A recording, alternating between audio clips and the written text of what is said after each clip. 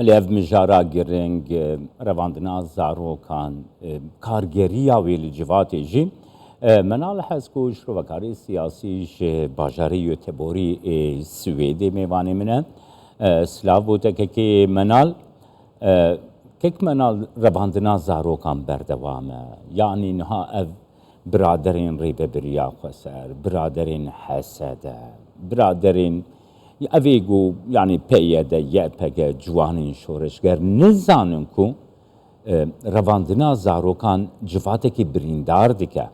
یعنی تسیره که گلک نگاتیف کارگریه کی گلکی نگاتیف الجواتیت کی چما کاری وسا بردوام کن که منالت چوادن ارقینه سپاس ماموستا جمال ريزو سلاف جبوي تماشاوانا دراستي ده دما ام واقع ناوا بين زمان جواني شورشگر و حسده و پیا دو نزاچه اوانا حمی سیستم گریدای تایبتی بقندیل ویا بسیاستا کافنی پککی ویا پککی افشوا هر چار پارچه کردستانی ده جکافن کار آنیا و دبیرو باوریه بده یک جکاری هری خرابه لدیجی جواتا کردی جبر هکر لبیرا ما حمیا بید بیرا تماشاوانا دما گوت سال هشتی ده مکتب لباکر قدغت کرن دبن سها ناوی خوندن زمانی ترکی تا هنگی بزبانی بانا گو زاروک آرمانجا پککیا جبر گروپ چتا یعنی گروپ ترور گروپ مافیا ده همه دنیا ده چل امریکا لاتینی دواره کنار که ده دواره واشی ویا ده زاروک بکار آینش بر زاروک یا هری سهلا میجیه ویل گورخا پردواب که و قندیل جکفن حتی وکا ایرو درواندنا زاروک ده بردواما شیوک جشیوه بقریش دیجی جواتا کردیا كيكي من انها يكج مجارين كو لسرتي اخفتن قباقو اف مجارتي حولي قال لك سينكو مثلا بسر ريفا برياخو سر بسر بيدا فنا بسر حسدا فنا دبيجن ولا اف زاروك بدلي خو هاتنا اجبرويه كي مجواره قلت يجي مثلا ديو بابي واتنا مجواره بيجن هجرون بخوازن هرند بيجن نا ام ناخوازن بيجن يعني مروف چاوا بحثين زاروكا كي 14 سالي 15 سالي حتى 13 سالي 12 سالي و چه يعني حق چما في ديتا تقو بحثين في زاروكي الحنبري دايكو بابي وانجي بليزة و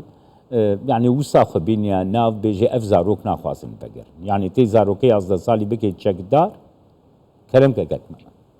دوی داره ده دروتیا سیاستا پکه که بقریشته تخویا کرن دماج عالی کی و دویجه مافی جنه مافی زارو که دموکراسیت دو پاريزن جعالیه دی ترکی و وقتی گوت بینی فیل کرنا مافی انسانی کرد همیشه ویا يعني وكي نمونه بري چند سالا جنها دما قول بيدر البروكسلي يعني مظلوم عبد هاتو بإفكينيرا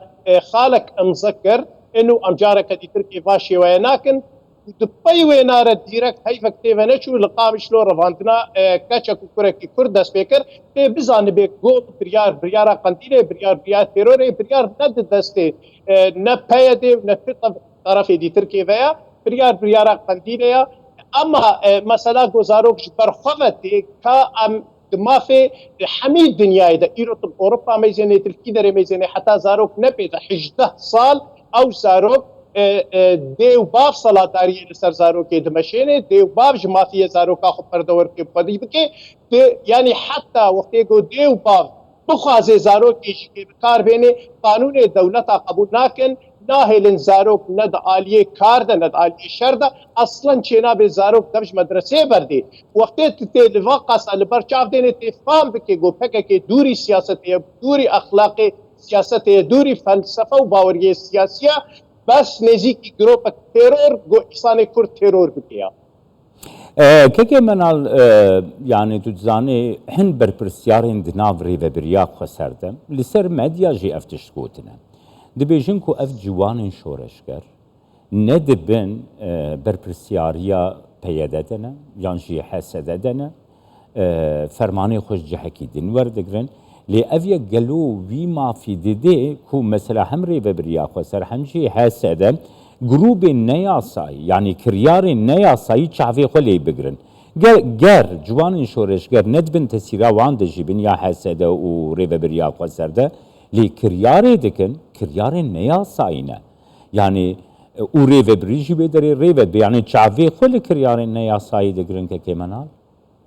يعني دفي داري دا جارك دي تركي امي انه زمان انه بيدي وكر يخستنك جارنا جناب الخد يانجي كي مسد يانجي كي سوريا ديمقراطي تو صلا داري دستوي دا تنيا وقتيت ورد راستي دا ميزين الكرياري جوان شورشگر ايرو دكولاني كردي دا ميزين تي بزان بيكو صلا داريا وينا وقت ولاتي ديكتاتور يعني او جروبي امبيجن استخبارات امني او ان ايكو صلا داريا جوان شورشگر ايرو عين بتايبتي وي دوري درابن و کسک نکاره مسئولیت خوشی بشو یا جیبه کاری مبجوانی شورش کرتونه چاوا کاری تبجوانی شورش کرتونه و همو پیش کرد که جوارد که مظلوم عبد بخال رقای کنگره وادا حاضر بیو پیروزبایی کریا لی راستیک دیده های صلاتداریا جوان شورشگر دیرک بقندیل و گریدایا دریا چند انسان را اوه گود استخبارات پکه که دل قندیل کار دکن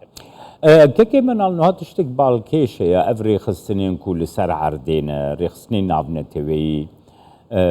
حتى ريخسنين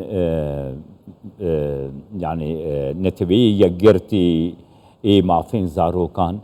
شما بيدنگن قالوا تو رابورنا كرنا دستيوان ده دوي درباري ده قرديتنا تبقرم بێگومان تشتێک ئیرۆ لەسەر خاکا سووریە بتایبەتی نایەتە کرنگ بۆ هەمی دنیا ئاگادار ژێ نەبێ حتا دەولەتا گویرۆستێ دەژیم دەولەتا سوێج بەر استخبارات ێوانە چما دەماک و کەسێوا پێویست و توژناو حتا مخەیەمێ هۆلەی چوون زارۆکی خاوێت ناوداعش و کەسێتی دەئانین استخباراتی هەموو دەولەتا لەسەر عەردێ تێدا هەنەژ بەس ڕەوشا سووریە ji ber ku îro di destê grupê çekdar de tê meşandin û ev grupê çekdar weqet bêje dibin emrê dewletê zilhêz dena weqet Donald Trump ew ê gonha careke dîkara xwe li serokatî Amerîka dike hişkerev zelal got peyê dê yan jî qeset li cema grupeka murtezîqa bi perê xwe kar dike dema got ev grupê çekdar murtezîq bi pera kar bikin وی چاخه ای چاوی خوشتر کریارا بگرن ای چاوی خوشکاری وای قرنشتر ای برجواندی خول لسر عرده بمشینن دورده تیزان به مسلامات انسان و اخلاق دولتا نل گور هفدو دمشی یعنی برجواندی دولتا و اخافتن دولتا نراست نل پرسی هفدونا ده حمیقونا نواها بوجا سپاسیاتت کم که منال حزکوش رو وکاری سیاسی جوی تبوری آسویدیل گلمه